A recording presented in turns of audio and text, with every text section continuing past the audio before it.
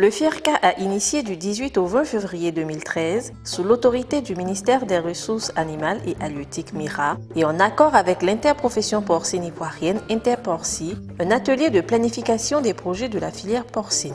Ce sont 32 participants représentant les partenaires techniques et financiers, les structures techniques, les structures de recherche-développement et les organisations professionnelles de la filière porcine qui se sont retrouvés pour identifier les actions prioritaires à mener dans cette filière sur la période 2013-2015 en vue de contribuer à l'amélioration de la productivité de la filière porcine et à l'augmentation de la production nationale pour répondre aux besoins des consommateurs. En effet, au sortir de l'épizootie de peste porcine africaine de mai 1996, qui a provoqué une baisse de 64% des effectifs de porcs modernes, aggravée par la crise sociopolitique de 2002 à 2011, la filière, grâce au dynamisme de ses acteurs, a commencé son redressement, mais elle reste confrontée à des contraintes multiples. Matériel génétique peu performant, faiblesse de la formation technique des acteurs, rareté des financements, manque de promotion des produits porcins, faible structuration de la filière, etc., pour lesquels le FIRCA, sur requête des acteurs, a initié des projets dans les domaines de l'amélioration génétique et de la structuration par l'appui de la mise en place de l'interprofession porcine. Le financement du FIRCA pour le projet d'amélioration génétique, exécuté par la CIVAC, étant arrivé à son terme, un nouveau projet d'amélioration génétique porcine a pu être inscrit au programme de productivité agricole en Afrique de l'Ouest PPAOAP 1B, financé par la Banque mondiale et exécuté par le FIRCA, désigné comme structure d'exécution par les autorités ivoiriennes.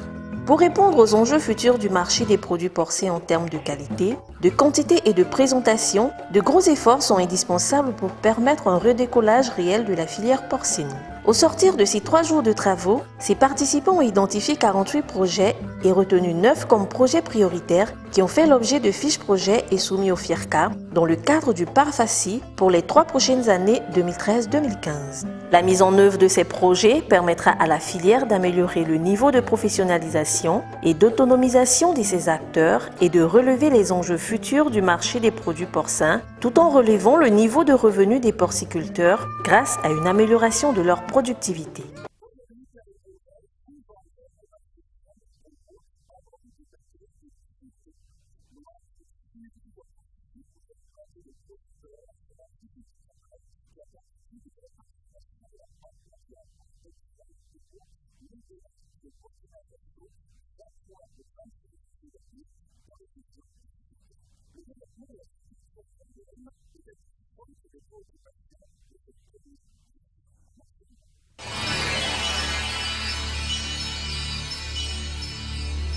Le programme de productivité agricole en Afrique de l'Ouest, en abrégé PPAAO ou WAP en anglais, initié par la Communauté économique des États de l'Afrique de l'Ouest, CEDEAO, est mis en œuvre par le Conseil ouest et centrafricain pour la recherche et le développement agricole, CORAF-WICARD, qui assure sa coordination régionale.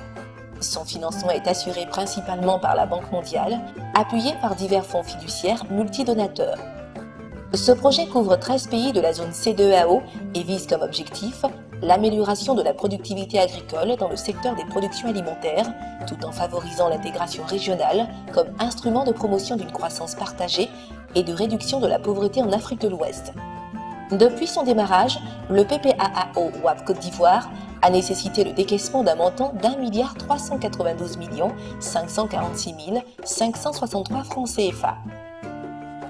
Les projets mis en œuvre dans le cadre du PPAAO WAP Côte d'Ivoire couvrent l'ensemble des spéculations retenues et concernent principalement des projets de recherche-développement et de diffusion de technologies agricoles, avec la banane plantée pour laquelle la Côte d'Ivoire est centre de spécialisation, le manioc, le maïs, l'igname, le riz, la volaille traditionnelle et le porc. Depuis son démarrage, le 21 juin 2011, le programme a occasionné le décaissement d'1 392 546 563 francs CFA, soit un taux de 23,43% du montant global. En termes de bénéficiaires totaux touchés, ce sont quelques 108 000 personnes, dont 27 000 femmes, soit 25%. Au nombre de ces bénéficiaires, 3 994 producteurs ont été formés aux techniques culturales de production de semences de maïs, de conduite de parcs à bois de manioc et de production de rejets de bananiers plantains. En outre, 136 tonnes de semences commerciales R1 de maïs, 205 000 plantules de rejet issues de variétés de bananes sélectionnées, 415 000 boutures de manioc de variétés améliorées ont été produits et distribués. La vaccination contre la pseudo-peste aviaire ou maladie de Newcastle a permis de toucher 7 537 607 volailles, réparties dans 2 959 localités et appartenant à 103 256 bénéficiaires, dont 24 667 femmes.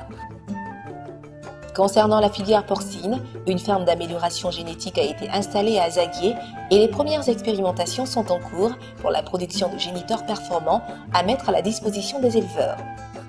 Pour se rendre compte du niveau d'exécution des activités prévues et s'assurer de leur impact sur la population cible, M. Madani Mtal, directeur des opérations de la Banque mondiale pour la Côte d'Ivoire, et ses proches collaborateurs ont effectué une visite de terrain le jeudi 24 janvier 2013 avec le CNRA, l'ANADER et le FIRCA, trois structures majeures du dispositif du PPAAO WAP Côte d'Ivoire. C'est la station de recherche sur les cultures vivrières SRCV du CNRA de Bouaké qui a accueilli la délégation qui s'est fait présenter le Centre national de spécialisation CNS sur la banane plantain par le directeur général adjoint chargé des affaires scientifiques, Dr Zakra Nicodème. Ce centre est sous la responsabilité du CNRA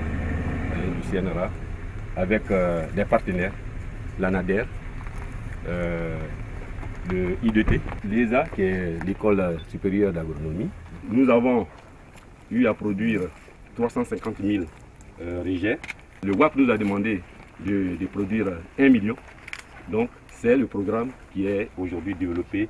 Nous devons produire 1 million de rejets et à mettre à la disposition des paysans. Il a été également demandé au CNRA de produire et mettre à la disposition des producteurs 750 000 boutures de manioc, Boku 1, Boku 2, Boku 3, TMS 2 14-25 et Yavo, produisant chacune au moins 30 tonnes de manioc à l'hectare pour la création de 75 hectares de parcs à bois communautaires de manioc. La visite des magasins de stockage de semences d'Ignam et de semences de base de maïs a donné l'occasion aux chercheurs du CNRA de préciser à Madani Mtal et à sa délégation l'objectif du projet et les résultats obtenus. 12 tonnes de semences de base de maïs pour la campagne 2012.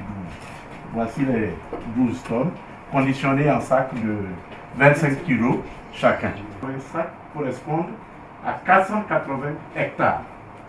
Et si nous les multiplions la campagne prochaine, sur la base moyenne de 1,5 tonne à l'hectare, nous allons nous retrouver avec 720 tonnes qui vont nous servir à couvrir 28 800 hectares. C'est une variété de maïs jaune de 90 à 95 jours, résistant à la casse, à la verse et une bonne tolérance à la sécheresse. C'est très riche en protéines. À l'issue de cette visite de terrain, le directeur exécutif du FIRCA, par ailleurs coordonnateur national du programme, s'est prêté aux questions des journalistes pour leur fournir plus d'éclairage sur le FIRCA et le programme PPAAO WAP. Dans le cadre des activités du FIRCA avec l'ensemble des filières, le Centre national de recherche agronomique est un instrument qui sert à la mise en œuvre des projets de génération de technologies dans pratiquement l'ensemble des filières. Dans le cadre du WAP, du programme de productivité agricole en Afrique de l'Ouest, le Centre national de recherche agronomique est également un instrument pour la génération de technologies. En ce qui concerne la banane plantain, où la Côte d'Ivoire a le Centre national de spécialisation, et en ce qui concerne les autres cultures qui touchent donc le WAP, à savoir l'igname, le manioc, le maïs, le riz, le porc et la volaille traditionnelle. Pour la première fois, je crois, dans notre pays, la Côte d'Ivoire, à travers la Banque mondiale, bénéficie de ressources importantes pour soutenir les programmes de développement en matière de production alimentaire. Je pense que c'est un challenge qui nous est lancé dans le cadre d'un programme qui touche l'ensemble de l'espace CEDEAO. Nous allons nous atteler à la réussite de ce programme. C'est un programme qui va s'étaler sur 10 ans. Dans la première phase de 5 années, Nous allons faire de telle sorte que les résultats qui vont être montrés puissent donc nous permettre de commencer encore une deuxième phase. Je crois qu'au bout de ces 10 ans, nous allons pouvoir ensemble, à côté de l'État, faire une relance de l'ensemble de la production vivrière. Nous sommes aussi convaincus que d'autres projets et d'autres partenaires au développement, tels que l'Union européenne, c'est l'Agence française de développement, vont intervenir dans le cadre des programmes de développement des productions vivrières. Nous allons faire de telle sorte que, en ce qui nous concerne, nous puissions travailler en synergie dans le cadre de tous ces programmes, afin que ce soit les bénéficiaires à la base, c'est-à-dire les producteurs et leurs organisations, qui tirent le meilleur profit de toutes ces actions qui sont menées. Très satisfait du travail abattu par les structures de recherche, d'encadrement et de financement impliquées dans le PPAAO-WAP sur le terrain, M. Madani Mtal a encouragé les parties prenantes à poursuivre les efforts afin de produire des résultats au-delà des attentes de l'État de Côte d'Ivoire et des bailleurs capables d'améliorer le niveau de vie des populations.